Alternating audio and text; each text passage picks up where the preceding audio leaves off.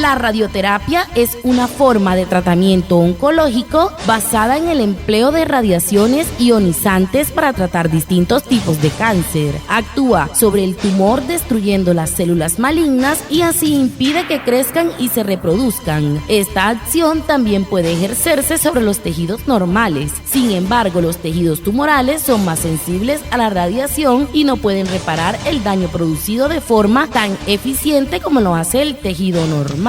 La radioterapia salva vidas. Un mensaje de la EPSI a Nas Guayú.